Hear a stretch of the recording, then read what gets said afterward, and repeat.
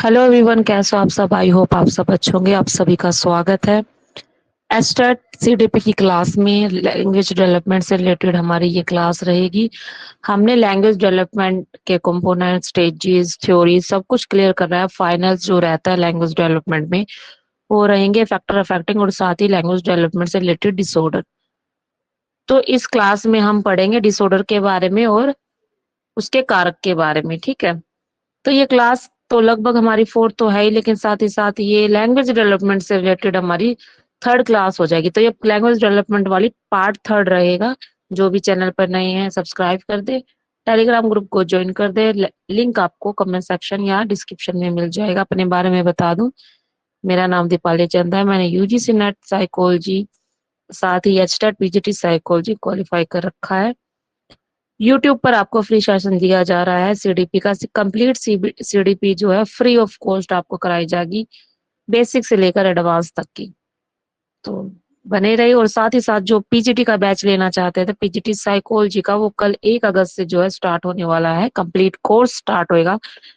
PGT psychology वाले, जो PGT psychology है, जिनके पास सब्जेक्ट जिनका साइकोलॉजी है, उनके लिए है ये। कल से 1 अगस्त से जो है क्लास स्टार्ट होने वाली है। तो आपको अगर बैच लेना है तो मुझे डीएम कर देना। तो स्टार्ट करते हैं हम हमारी आज की क्लास। तो बाकी हमने ऑलरेडी क्लियर कर लिया था, कंप्लीट कर लिया था। अब हमारे फैक्टर अफेक्टिंग और डिसऑर्डर रहते हैं, वो और कर लेते हैं।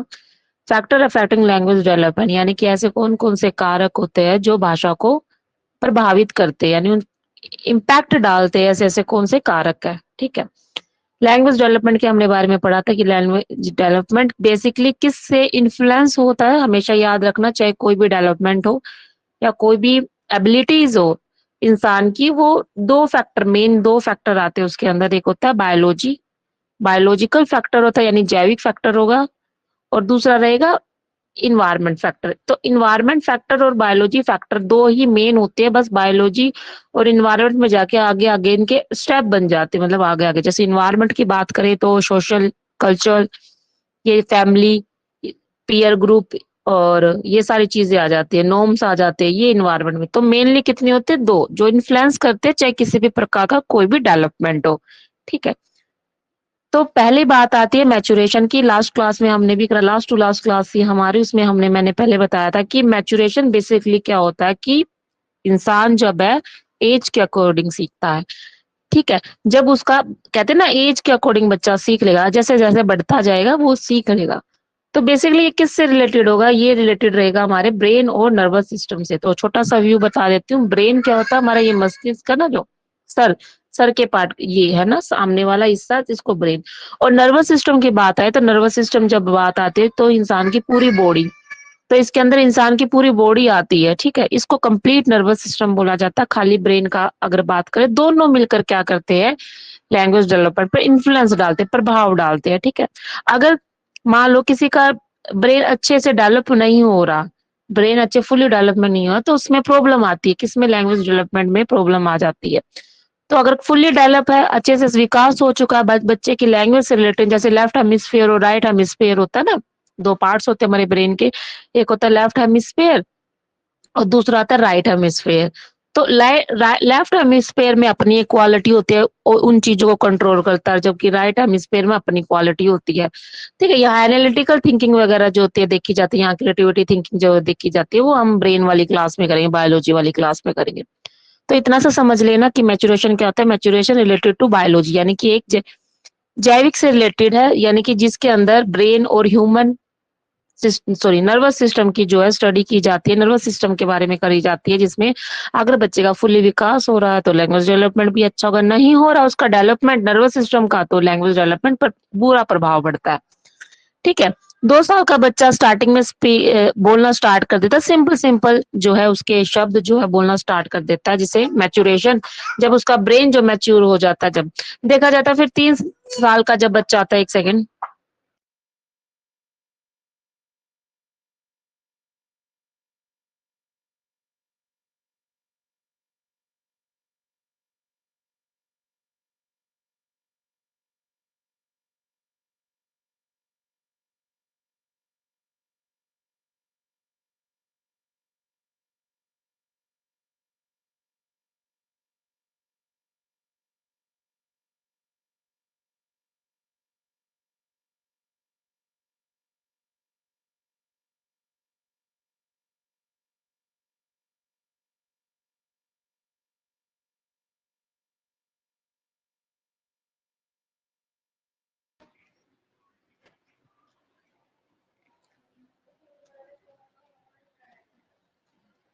तो ये मैच्योरेशन हमने पढ़ लिया। मैच्योरेशन होता क्या है, यानी 2 साल का बच्चा जो उसका ब्रेन का डेवलप हो जाता है, मस्तिष्क का विकास हो जाता है, फिर वो छोटे-छोटे शब्दों को जो बोलना शुरू कर देता है।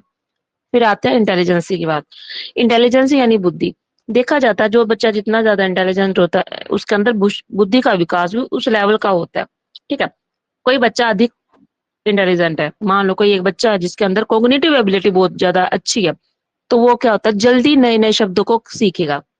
न्यू वर्ड्स होते हैं ना, क्लासेस के अंदर भी कराया जाता है, जब लेक्चर जो उनका लेसन कंप्लीट हो जाता है तो उसके अंदर न्यू वर्ड या डिफिकल्ट वर्ड कराए जाते हैं। न्यू वर्ड या डिफिकल्ट वर्ड कराए जाते हैं। ये इसलिए कराए जाते हैं कि बच्चे इन शब्दों से वाकिफ हो, उन्हें पता चले इन शब्दों का अर्थ क्या होता है, नए-नए शब्दों को सीखते हैं।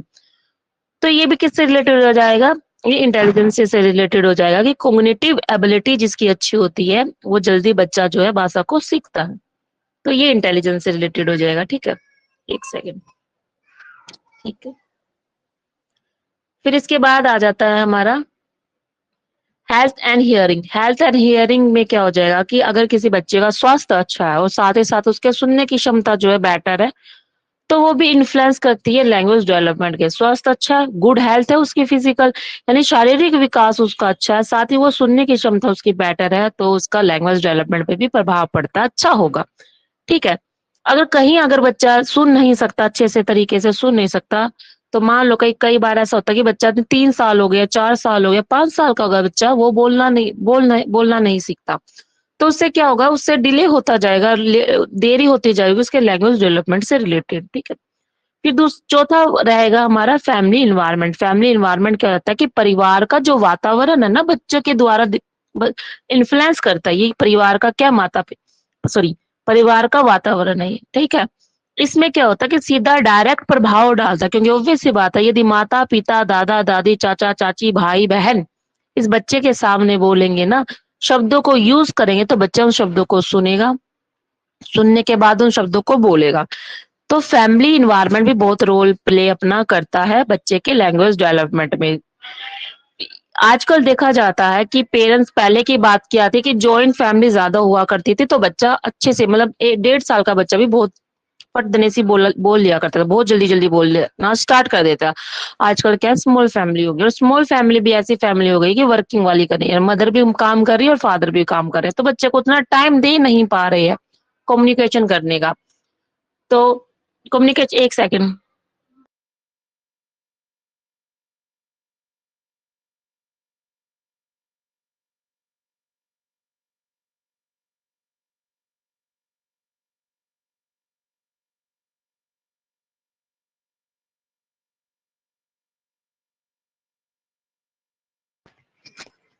सॉरी भाई, थोड़ा काम निकल आता बीच-बीच में। चलो कोई बात नहीं। हमने क्या करा, फैमिली एनवायरनमेंट। फैमिली एनवायरनमेंट की एक मैं चेक कर लूँ कि सही चीज़ है, रिकॉर्डिंग हो रही है? ठीक है, हो रही है भाई। तो फैमिली एनवायरनमेंट में क्या हमने अभी-अभी करा कि आजकल क्या होती जा रही है, स्मॉल फैमिली होती जा रही है, तो बच्चे को उतना टाइम नहीं दे पा रहे हैं कि मदर अगर वर्क कर रही है या फादर भी वर्क कर रहे हैं, तो बच्चे से इंटरेक्ट भी कम हो रहा है, क्योंकि फैमिली छोटी हो गई, वो अपना काम देख लेते हैं। तो इससे क्या होगा, इंटरेक्शन ना होने के कारण बच्चे के लैंग्वेज डेवलपमेंट में जो है प्रभाव पड़ता है, सीधा-सा प्रभाव पड़ता है, ठीक है? अगर बजाए कि अगर बच्चे के साथ माता-पिता रेगुलर बातचीत कर रहे हैं, उनको सोने के समय क्या होता है, मदर स्टोरी सुनाती है, कहानी सुना रही है बच्चे को, इससे क्या होता है बच्चे के वोकैब्युलरी में सुधार आता है, ठीक है? उसका शब्दकोश में सुधार आता है और जो वर्ड होते हैं वो न्यू-न्यू वर्डों को सीखता है, किसके थ्रू? माता के द्वारा, माता या पिता के द्वारा बातचीत करता है जब नए-नए शब्दों को सीखता है। फिर आता है सोशल एनवायरनमेंट। सोशल एनवायरनमेंट देखो, ये फैमिली एनवायरनमेंट था, सोशल एनवायरनमेंट इससे बड़ा हो जाता है। अब सोशल के अंदर कौन-कौन आ गए? बच्चे के टीचर आ गए, बच्चे के नेबर्स आ गए, पीयर ग्रुप्स आ गए, फैमिली मेंबर्स भी आ गए हैं, और अदर चीज़ भी जो है इसके अंदर इंक्लूड हो जाती है। फ्रेंड्स, टीचर, सोसाइटी जो है लैंग्वेज को प्रमोट करती है। अगर बेहतर से बच्चा जो है इंटरैक्ट कर रहा है, घर-घर में ना रहकर बाहर जा रहा है, दूसरों के साथ खेल रहा है, स्कूल से अपनी शिक्षा को ग्रहण कर रहा है, ये सारे के सारे जो है लैंग्वेज डेवलपमेंट को प्रमोट करने में क्या करते हैं, मदद करते हैं, ठीक है? बच्चा क्या होता है, पीयर ग्रुप जो होते हैं, साथी होते हैं ना, सहसाथी होते हैं, उनके साथ खेलता है, बैठता है, उठता है, बातचीत करता है, इससे नए-नए शब्दों को भी वो भी सीखता है और ये भी सीखता है बच्चा। फिर आता है socio economic status. Socio economic status में क्या हो जाता है, बेसिकली अगर किसी का इकोनॉमिक स्थिति अच्छी है, यानी कि आर्थिक स्थिति अच्छी है, तो बच्चा क्या करेगा? मान लो कि कोई भाषा सीखनी है बच्चे को, अदर अदर लैंग्वेज सीखनी है, मान लो इंग्लिश सीखनी है, तो इक्विपमेंट तो चाहिए, रिसोर्सेज तो चाहिए होते हैं बच्चे को कि वो भाषा कहीं न कहीं से सीखे। यानी ऑनलाइन अगर किसी के पास पैसे नहीं, तो वो ऑनलाइन क्लासेस नहीं ले सकता, बुक्स को परचेज़ नहीं कर सकता, या फिर सेंटर को सेंटर को जॉइन नहीं कर पाता। तो ये क्या होता है, इससे भी प्रभाव पड़ सकता है बच्चे के लैंग्वेज डेवलपमेंट पर। ठीक है? भाषा का विकास पर भी प्रभाव पड़ता है, अगर ये सारी चीज़ें उपलब्ध है बच्चे के पास, यानी कि मान लो नर्सरी एलकेजी क्लास के अंदर एबीसीडी के जैसे जो आते हैं ना, बुक्स आती है बड़ी-बड़ी, तो बच्चा इतना अवेलेबल, उसके पेरेंट्स ऐसे नहीं है कि उसको ये बुक जो है लेकर दे, तो उससे भी क्या होता है, एक सेकंड।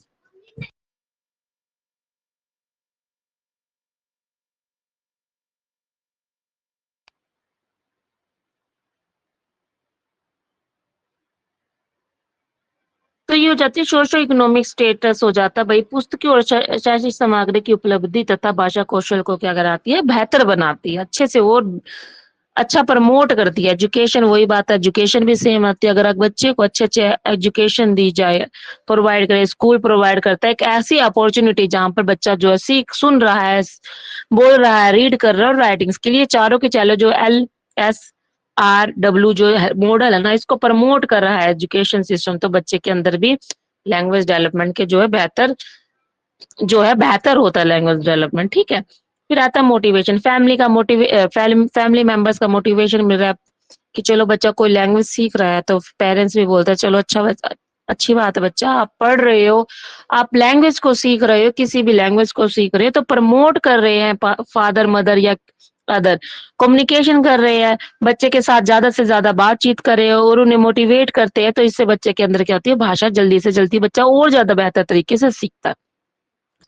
प्रैक्टिस एंड रीइंफोर्समेंट, अगर बच्चा कोई भाषा सीख रहा है तो उसकी बार-बार बच्चा प्रैक्टिस कराए, जैसे स्कूल्स के अंदर क्या होता है ना, बार-बार बोलते हैं A for Apple, A for Apple, A for Apple, तो साथ में प्रैक्टिस भी हो रही है, उसको रीइंफोर्समेंट भी प्रोवाइड हो रहा है, तो दोनों के दोनों क्या होते हैं, बच्चे के अंदर लैंग्वेज स्किल डेवलप हो जाते हैं इसके अंदर, ठीक है? उसको क्या मजबूती देती है, स्ट्रेंथ देती है किसको, लैंग्वेज स्किल को।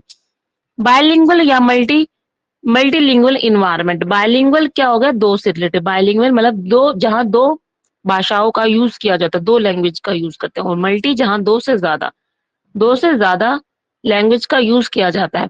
मान लो किसी की ऐसी फैमिली है जहाँ पर दो शब्दों का यूज किया जा, दो शब्द बोल रही है, दो लैंग्वेज यूज होते हैं, इंग्लिश, हिंदी और हरियाणवी, तो बच्चा ऑब्वियस सी बात है ये दो ही लैंग्वेज जो है सीखेगा, लैंग्वेज हरियाणवी एक बोली है, तो बच्चा हरियाणवी भी सीख लेगा और साथ ही साथ क्या सीखेगा, हिंदी भी सीख लेगा, कोई वो नहीं है। लेकिन अगर एनवायरनमेंट उसको मल्टीपल बन रहा है कि मान लो कि मदर को इंग्लिश आती है, फादर को हिंदी आती है, दादा-दादी हरियाणवी बोलते हैं और उसके घर में एक चाची आई है जो फ्रेंच बोलती है। तो बच्चे ने कितनी भाषा को सीख ली? क्यों चाची जो है डेली कम्युनिकेशन करती है बच्चे के साथ, नए-नए शब्द सिखाती है बच्चे को। तो उससे भी क्या होगा, बच्चे के अंदर एक फोर्थ लैंग्वेज भी जो है आ जाती है, थर्ड या फोर्थ लैंग्वेज भी जो आ जाती है। जो बच्चा एक से अधिक भाषाओं में संपर्क में रहता है, तो वे नियमित अभ्यास से अनेक भाषाओं में दक्षता विकसित कर सकते हैं, यानी कि उसके अंदर और ज़्यादा क्या है, प्रोफिशिएंसी आ जाती है रेगुलर बेस पर, अगर रेगुलर दिखाई जाए। एक्सपोज़र देखो यहाँ पर बहुत ज़्यादा इम्पोर्टेंट होता है। खाली आप बस बुक लाकर दे दो तो उससे भी लैंग्वेज नहीं आएगी। कम्युनिकेशन करने से बच्चे को अगर गलती हो रही है, गलती पर भी टोकने पर कि बच्चा अपने शब्द को गलत बोला, आपको सुधारना है। तो वो चीज़ भी क्या है, इम्पोर्टेंट हो जाती है लैंग्वेज डेवलपमेंट से रिलेटेड। अब आते हैं डिसऑर्डर के बारे में। कई बार क्या होता है कि बच्चा जो है लैंग्वेज को भाषा सीखने में कहीं न कहीं तकलीफ का सामना करता है। तो भाषा को या तो समझ नहीं पाता, समझने में आता है, या फिर वो बोल नहीं पाता। समझने और बोलने में जहाँ दिक्कत आए, समझने में और बोलने में जहाँ दिक्कत आए, जो प्रभावित करे उसे क्या बोलेंगे, लैंग्वेज डिसऑर्डर बोलेंगे, ठीक है? पहला आ जाता है ये मेजर लर्निंग डिसऑर्डर के अंदर अफेज़िया आ जाता है। अफेज़िया में क्या होता है कि जहाँ पर ब्रेन के अंदर कोई स्ट्रोक या सिर पर चोट लगने के कारण बच्चा जो है बोल नहीं पाता, ठीक है? स्ट्रोक के बाद व्यक्ति अपनी पानी माँगने की इच्छा होती है, भई पानी पीना है, लेकिन वो उसको शब्द मन में आ रहा है, लेकिन वो बोल नहीं पा रहा कि कैसे मैं शब्दों को बयान करूँ। तो दूसरों की बात भी ठीक से समझ नहीं पाता, वो ना तो बोल पाता अपनी जो भी उसको नीड है, और ना ही दूसरों की बात को समझ पाता, ठीक है? ये क्या हो जाता है, अफेज़िया हो जाता है।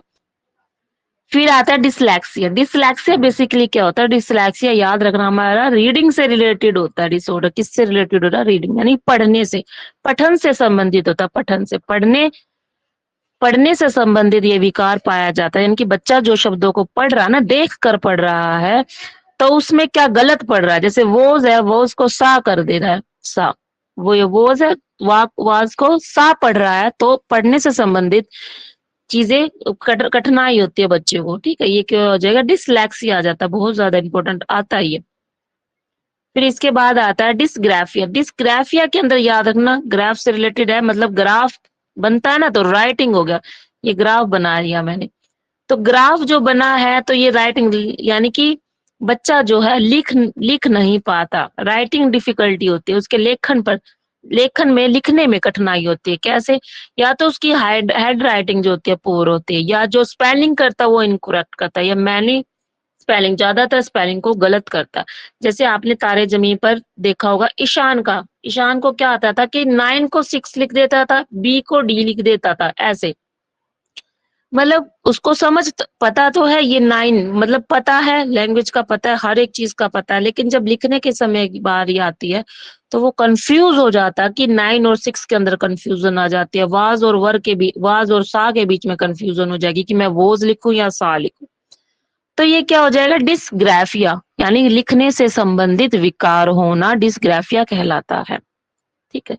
फिर इसके बाद आता है डिसअथीरिया। डिसअथीरिया के अंदर क्या हो जाएगा? जहां पर muscle control, poor control of muscle use for speaking. Basically ये बोलने से संबंधित विकार है। किससे संबंधित विकार है? डिसऑर्डर, बोलने से संबंधित विकार है।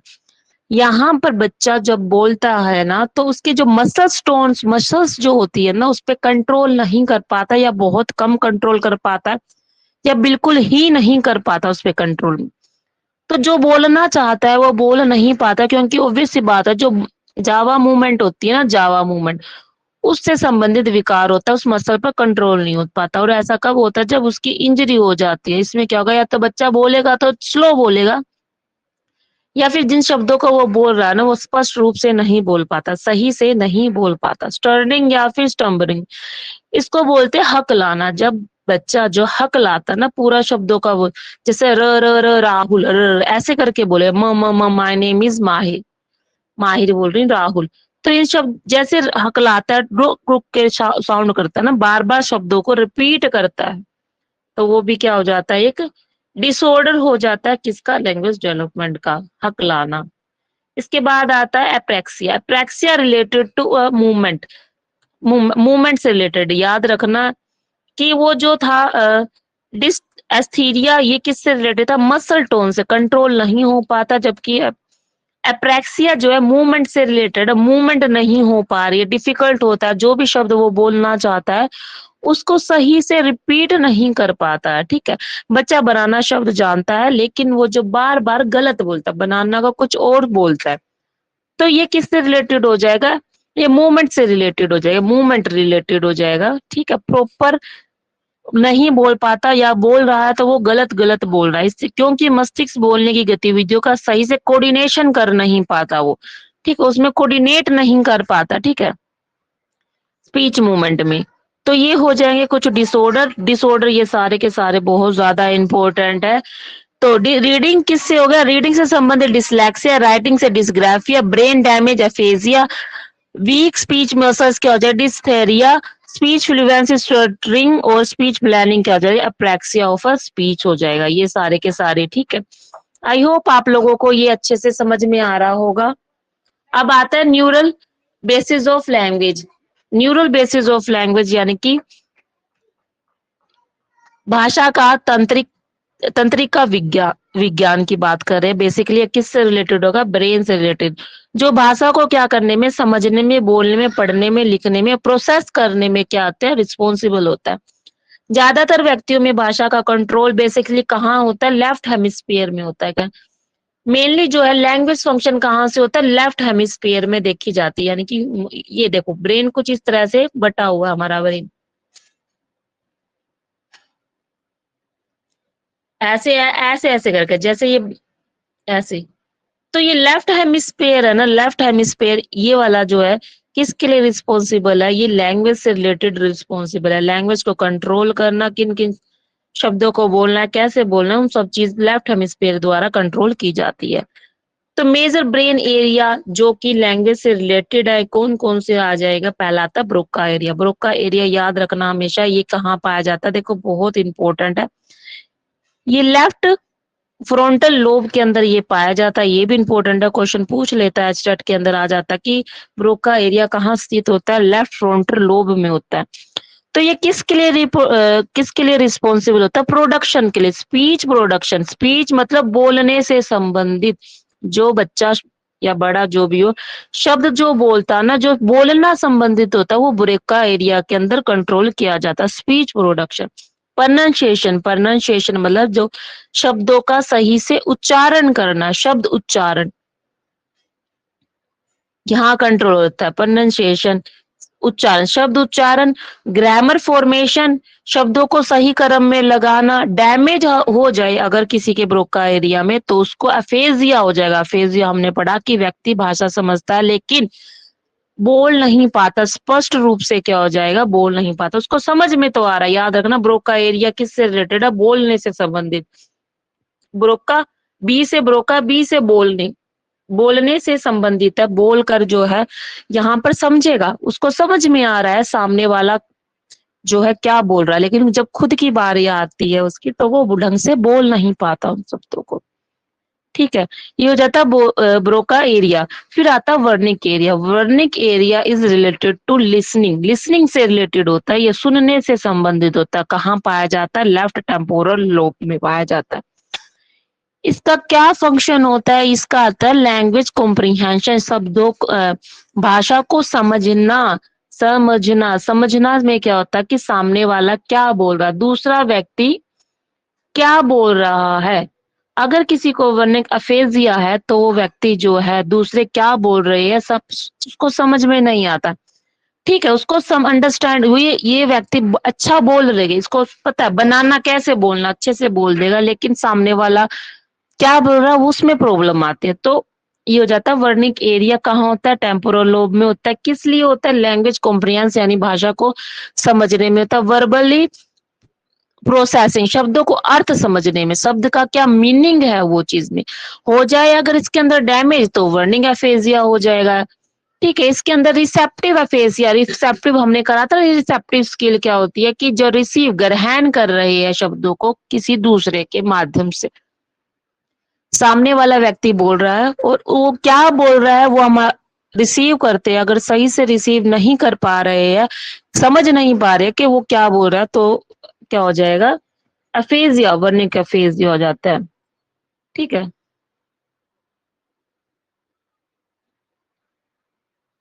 एंगुलर गायरस ये कहाँ होता है? ये पैरिएटल लोब में होता है। इसका बेसिकली क्या फंक्शन होता है? इसका रीडिंग और राइटिंग से संबंधित। देखो वो सुनना, बोलने, ये समझने, और ये किससे हो गया? रीडिंग और राइटिंग से संबंधित हो जाएगा। बच्चे को अंदर क्या आ जाएगी?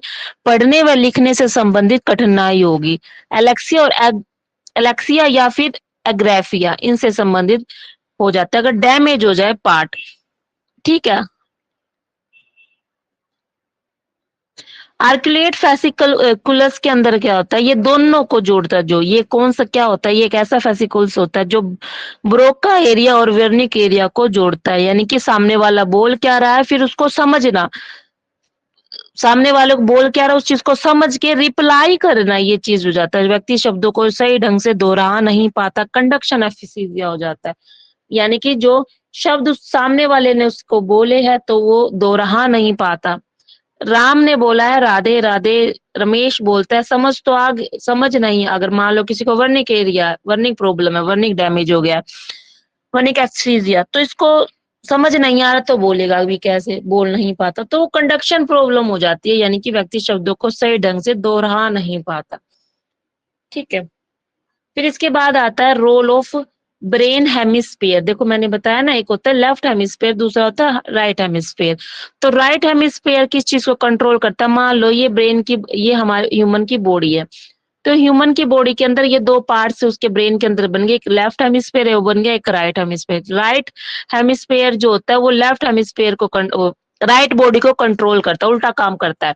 ठीक है, और जो राइट होता है वो लेफ्ट बॉडी को कंट्रोल करने वाला होता है, तो ये ऐसे करके चलता है। तो लेफ्ट हेमिस्फेयर में क्या होगा, स्पीच प्रोडक्शन का काम होता है। स्पीच प्रोडक्शन कहाँ होगी, ब्रोका एरिया के अंदर, ब्रोका एरिया आ गया।